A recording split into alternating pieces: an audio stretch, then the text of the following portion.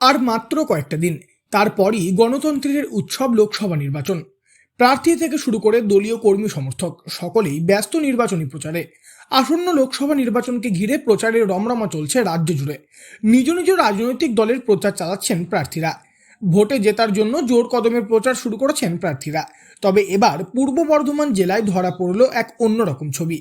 শুক্রবার এক ভিন্ন ধরনের প্রচার লক্ষ্য করা গেল পূর্ব বর্ধমানে। এক সম্পূর্ণ অন্য ধরনের প্রচার দেখল পূর্বস্থলী 1 নম্বর ব্লকের নসরতপুরের বাসিন্দারা। বিশেষভাবে সক্ষম এক ব্যক্তিকে দেখা যায় সিপিআইএম এর হয়ে প্রচার করতে। পরনে লাল গেঞ্জি, মাথায় সিপিআইএম এর লোগো দেওয়া টুপি আর ট্রাইসাইকেল জুড়ে শুধু পতাকা নিয়ে ঘুরতে দেখা যায় এক ব্যক্তিকে। জানা যায় এই ব্যক্তির নাম রবি দাস এবং তার বাড়ি হালি শহরে।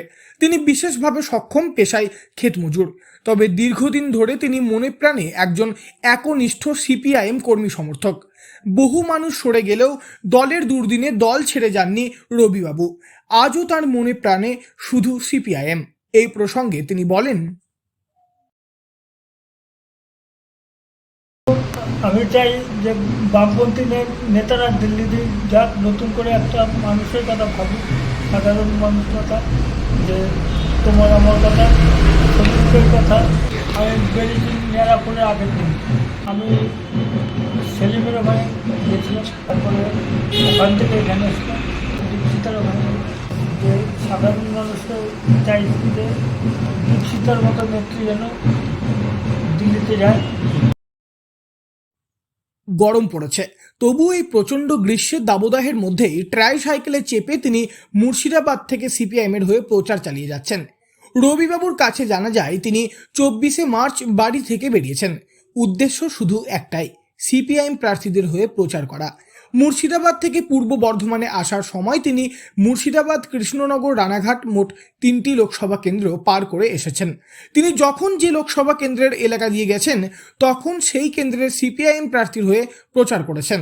সিপিআইএম প্রার্থী মোহাম্মদ সেলিমের প্রচারের মাধ্যমে রবিবাবু তার এই নির্বাচনী প্রচার শুরু করেন।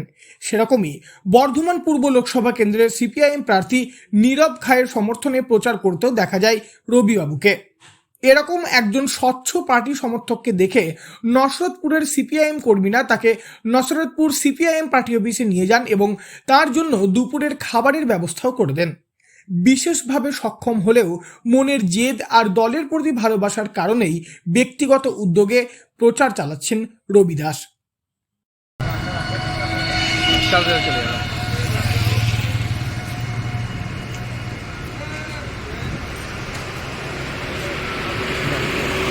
পূর্ব বর্ধমান থেকে বনোয়ারিলাল চৌধুরী, লোকাল 18 বাংলা।